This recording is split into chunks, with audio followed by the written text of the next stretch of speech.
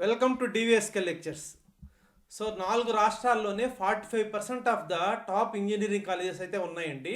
ఆ వివరాలన్నీ కూడా మనం ఈ వీడియోలో డిస్కస్ చేద్దాము. సో ఆ 4 రాష్ట్రాలు ఏవి, ఒక్కొక్క రాష్ట్రంలో ఎంత పర్సంటేజ్ ఆఫ్ కాలేజెస్ ఉన్నాయి, క్లియర్ స్టాటిస్టిక్స్ తోటి ఈ వీడియోలో అయితే మనము డిస్కస్ చేద్దామండి. సో ఎవరికైనా కాలేజ్ బ్రాంచ్ ఆప్టిమైజేషన్ కనుక కావాలనుకుంటే కౌన్సిలింగ్ గైడెన్స్ మెంబర్షిప్ తీసుకోవచ్చండి. దానికోసము డివిఎస్కే లెక్చర్స్ అనే ఆండ్రాయిడ్ యాప్ డౌన్లోడ్ చేసుకుంటే తర్వాత మీకు డిఫరెంట్ కోర్సెస్ ఉంటాయి. వన్ ఆఫ్ ద కోర్సెస్లోకి రిజిస్టర్ అయితే ఫోన్ కాల్స్ ద్వారా, వాట్సాప్ ద్వారా, లైవ్ సెషన్స్ ద్వారా కౌన్సిలింగ్ గైడెన్స్ అయితే మీరు పొందొచ్చండి.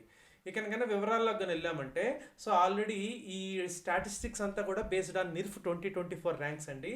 సో తెలంగాణలోని టాప్ 26 కాలేజీల మీద ఒక వీడియో చేశాను. అదేవిధంగా ఏపీలోని 25 కాలేజెస్ మీద ఒక వీడియో చేశాను. అదేవిధంగా కర్ణాటకలోని టాప్ 23 కాలేజెస్ మీద ఒక వీడియో అయితే చేశానండి. ఎవరైనా ఈ వీడియోలు కానీ చూడకుండా ఉంటే వీటి యొక్క లింక్స్ డిస్క్రిప్షన్లో ఇస్తాను, చూస్తే కొంత క్లారిటీ అయితే వస్తుందండి.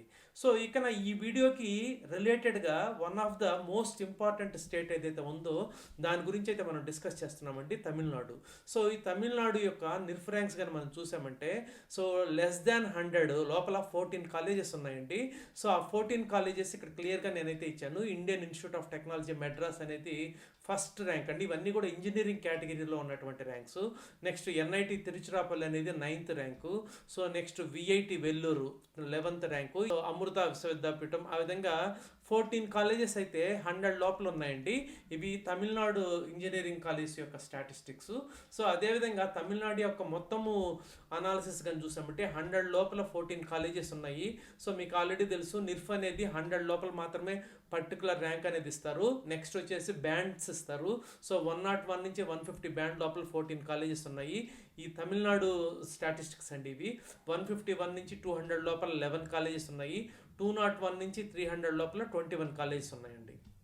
సో ఈ విధంగా కానీ తీసుకుంటే సో మొత్తము 60 కాలేజెస్ ఉన్నాయండి. సో ఈ 60 కాలేజెస్ అవుట్ ఆఫ్ 300 ఇండియాలోని 60 కాలేజెస్ తమిళనాడువేనండి.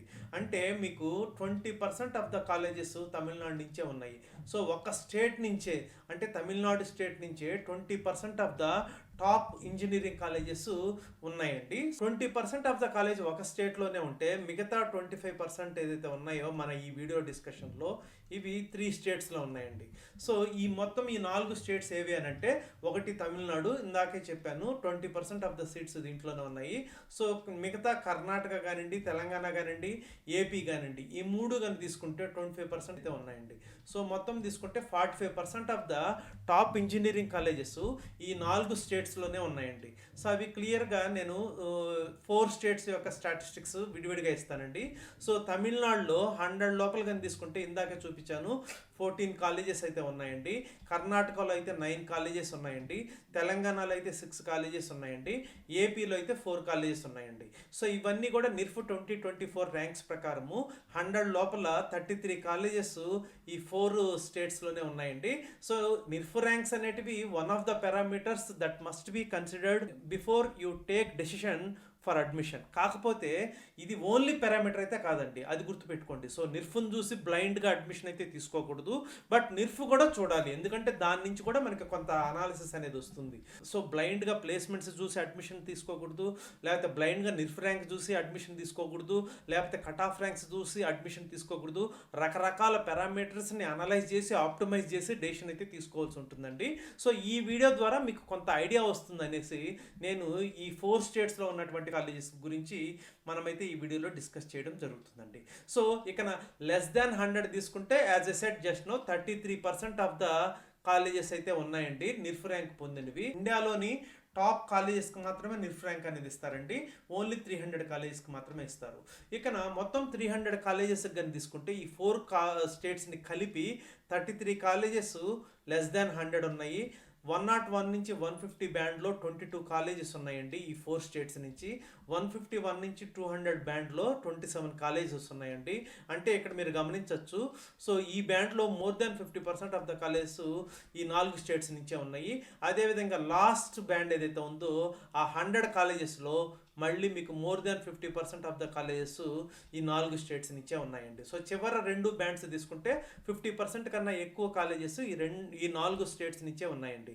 సో కంప్లీట్గా తీసుకుంటే నిర్ఫ్ ర్యాంక్స్ పొందినటువంటి 300 కాలేజెస్లో మీకు 134 కాలేజెస్ ఈ 4 స్టేట్స్ నుంచే ఉన్నాయి.